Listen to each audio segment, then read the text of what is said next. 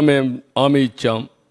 హామీ ప్రకారం ఇమీడియట్గా ఏం చేసాం, 3,000 రూపాయలు పెంచాం, 4,000 రూపాయలు పెంచాం. 3,000 రూపాయల నుంచి దివ్యాంగులకు 6,000 పెంచాం. కొంతమంది ఇంట్లో నుంచి లేని వాళ్ళకి 15,000 పెంచాం. బెడ్ నుంచి రాలేని వాళ్ళకి 15,000 పెంచాం. అది మానవతా దృక్పథం చేయాలి. నిర్ణయం చేసాం. మళ్ళీ ఉచిత ఇసుక చెప్పాం.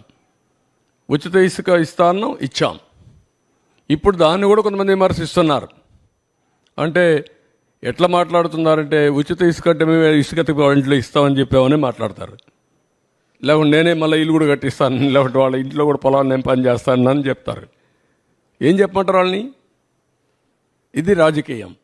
ఆ రాజకీయాలు ఉన్నప్పుడు వాళ్ళకి వాళ్ళు చెప్పేది తప్పని చెప్పాలి.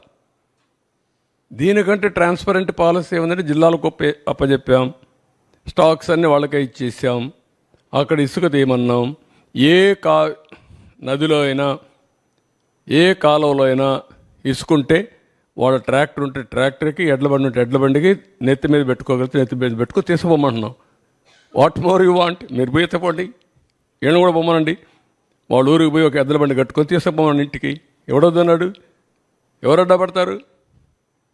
అలాంటి బుద్ధి జ్ఞానం లేకుండా చేసే వాళ్ళని ఏమనాలి? వాళ్ళని మనుషులు అనాలి. ఉంటే వింత పశువులు కూడా ఉండవు, మారిగా ఉంటాయి. ఇవన్నీ ఉంటాయి ఛాలెంజెస్. కానీ చెప్పిన మాట నిలబెట్టుకోవాలి కాబట్టి ఫ్రీ ఇసుక ఇచ్చాం. అందరూ ప్రజలు హ్యాపీగా ఉన్నారు. వైఎస్ఆర్ కాంగ్రెస్లో కొంతమంది మాత్రం కడుపు నొప్పి వచ్చేసింది. అది చూసిన తర్వాత ఉంటాయి సమస్యలు, ఉంటాయి. Will do it. దాన్ని ఇంకా మాస్టరైజ్ చేయాలి. ఎక్కడ ఎవ్వరు కూడా మిస్యూజ్ చేయకుండా దాన్ని ప్రాపర్గా ప్రజలకు అందే విధంగా చేయాల్సిన అవసరం ఉంది. Will do it. Thank you. తగ్గంగా అది 1/4 వచ్చేసింది కొద్దికల్లా. ఎంత? ఒక 48 లక్షల మెట్రిక్ టన్నుల అవైలబిలిటీలో ఉందని నాకు ఇన్ఫర్మేషన్ ఇచ్చారు. ఇప్పుడు ఇరిగేషన్ ద్వారా శాండ్ తీసుకునే అవకాశం ఉంది. అంటే బోట్ మెన్ సొసైటీ అవన్నీ అది తీస్తే ఒక 60-70 లక్షల మెట్రిక్ టన్నులు వస్తుంది. ఆ రేటుకే వాళ్ళు చేసిన రేటు సేమ్ రేట్ చేసి ఎక్కడైతే అక్కడ తీసేపోమంటున్నాం. జిల్లా అడ్మినిస్ట్రేషన్ డిసైడ్ చేసుకుంటారు. ఈ 3 నెలలు మేనేజ్ చేస్తారు. తర్వాత కొత్త పాలసీ వస్తుంది. రూపాయలు పెంచాం. 3,000 రూపాయల నుంచి దివ్యాంగులకు 6,000 పెంచాం. కొంతమంది ఇంట్లో నుంచి లేని వాళ్ళకి 15,000 పెంచాం. బెడ్ నుంచి రాలేని వాళ్ళకి 15,000 పెంచాం. అది మానవతా దృక్పథం చేయాలి. నిర్ణయం చేసాం. మళ్ళీ ఉచిత ఇసుక చెప్పాం. ఉచిత ఇసుక ఇస్తాను ఇచ్చాం. ఇప్పుడు దాన్ని కూడా కొంతమంది విమర్శిస్తున్నారు. అంటే ఎట్లా మాట్లాడుతున్నారంటే, ఉచిత ఇసుక అంటే మేము ఇసుక ఇంట్లో ఇస్తామని చెప్పామని మాట్లాడతారు. లేకుంటే నేనే మళ్ళీ ఇల్లు కూడా కట్టిస్తాను, లేకుంటే వాళ్ళ ఇంట్లో కూడా పొలాన్ని నేను పని చేస్తాను అని చెప్తారు. ఏం చెప్పమంటారు వాళ్ళని? ఇది రాజకీయం. ఆ రాజకీయాలు ఉన్నప్పుడు వాళ్ళకి వాళ్ళు చెప్పేది తప్పని చెప్పాలి. దీనికంటే ట్రాన్స్పరెంట్ పాలసీ ఏమందంటే, జిల్లాలకు అప్పచెప్పాం, స్టాక్స్ అన్నీ వాళ్ళకే ఇచ్చేసాం, అక్కడ ఇసుక తీయమన్నాం. ఏ నదిలో అయినా ఏ కాలువలో అయినా ఇసుకుంటే వాళ్ళ ట్రాక్టర్ ఉంటే ట్రాక్టర్కి, ఎడ్ల బండి ఉంటే ఎడ్ల బండికి నెత్తి మీద పెట్టుకోగలిగితే నెత్తి మీద పెట్టుకొని తీసుకుపోమంటున్నాం. What more you want? మీరు పోయి ఎత్తపోండి, ఈయన కూడా పొమ్మనండి. వాళ్ళ ఊరికి పోయి ఒక ఎడ్ల బండి కట్టుకొని తీసుకుపోమని ఇంటికి. ఎవడొద్దన్నాడు? ఎవరు అడ్డపడతారు? అలాంటి బుద్ధి జ్ఞానం లేకుండా చేసే వాళ్ళని ఏమనాలి? వాళ్ళని మనుషులు అనాలి. ఉంటే వింత పశువులు కూడా ఉండవు, మారిగా ఉంటాయి. ఇవన్నీ ఉంటాయి ఛాలెంజెస్. 95/2004 ఇప్పుడుండే పవర్ సెక్టర్ రిఫార్మ్స్ అన్నీ ఆ రోజు అమలు చేసిన power sector reforms. First state in the country to introduce power sector reforms 98లో అమలు చేశాం. అదే మరి ఇండిపెండెంట్ రెగ్యులేటరీ కమిషన్ అపాయింట్ చేశాం, ఏపీఈఆర్సీ.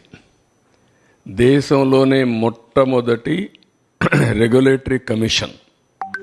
ఆ తర్వాత టెలికాంలో, సివిల్ ఏవియేషన్లో, ఇంకా చాలా డిపార్ట్మెంట్లు వచ్చాయి. దేశంలోనే రిఫార్మ్లో మొట్టమొదటి రెగ్యులేటరీ కమిషన్ పవర్ సెక్టర్లో వచ్చింది. అది కూడా మన ఆంధ్రప్రదేశ్లో వచ్చింది.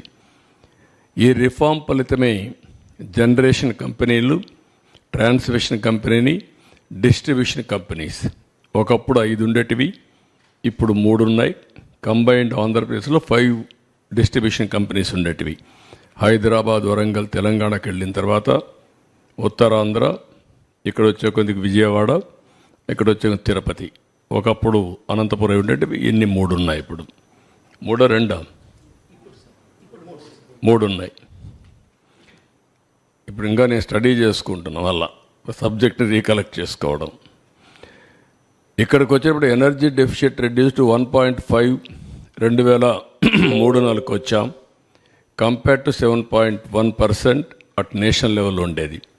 అంటే ఆల్మోస్ట్ ఆల్ పవర్ సర్ప్లస్కు 2003-04 రీచ్ అయ్యాం. అంత మునుపైతే హైదరాబాద్లో కమ్యూనిస్టులు ఇక్కడ ఉంటారు, ఒకరిద్దరు మీడియా వాళ్ళు, రాఘవరెడ్డి ఉండేవాడు. ఏప్రిల్ వస్తే అసెంబ్లీ బడ్జెట్ సమావేశాలు 40-45 రోజులు. 45 రోజులు ఆయన నల్గొండ నుంచి మొత్తం మనుషులు తీసుకొచ్చి ఏపీఎస్సీబీ ఖైరతాబాద్లో మెయిన్ రోడ్డు అక్కడ పెట్టేసేవారు. అసెంబ్లీ మొత్తం స్టాల్వ్ అయిపోయేది. ఆ రోజంతా చర్చ దానిపైనే ఉండేటివి. ఈ విధంగా సమ్మర్ వస్తే నేనైతే అసెంబ్లీ నుంచి ఒక 1 స్టేజ్లో 95లో నేరుగా హెలికాప్టర్ వేసుకుపోయి ఆ ఎండిపోయిన పంటలు చూసి మళ్ళీ వచ్చి అసెంబ్లీకి సమాధానం చెప్పిన రోజులు ఉన్నాయి. అలాంటి సందర్భాలు చాలా ఉన్నాయి. అక్కడి నుంచి 2003-04లో మనం ఇది చేసాం. ఒక మాటలో చెప్పాలంటే నా పవర్ పోయింది, కానీ పవర్ సెక్టర్ రిఫార్మ్స్ వల్ల దేశం బాగుపడింది.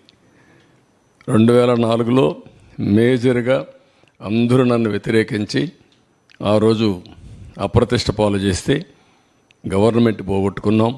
కానీ ఒక తృప్తి, నేను చేసిన పవర్ సెక్టర్ రిఫార్మ్స్ శాశ్వతం, దేశం బాగుపడింది, మన రాష్ట్రం కూడా బాగుపడే పరిస్థితికి వచ్చింది. ట్రాన్స్మిషన్ లాసెస్ ఒకప్పుడు 35% చూపించేవాళ్ళు, అది కూడా 38% కూడా లేదు. నేను వచ్చిన తర్వాతనే ఎనర్జీ ఆడిటింగ్ పెట్టాం. రిఫార్మ్స్లో భాగంగా అవన్నీ స్ట్రీమ్ లైన్ చేశాం. అది 20%, 23% 2003-04 తీసుకొచ్చాం. మళ్ళీ రెండోసారి వచ్చినప్పుడు 7-8% తీసుకొచ్చాం. నేను ఎప్పుడు ప్రపంచం అంతా చూసి 2-3% రావాలని చెప్పేవాడిని. ఆ విధంగా మొత్తం ట్రాన్స్మిషన్ లాసెస్ కానీ డిస్ట్రిబ్యూషన్ లాసెస్ కానీ పెద్దగా ఎత్తుగా తగ్గించాం. నెక్స్ట్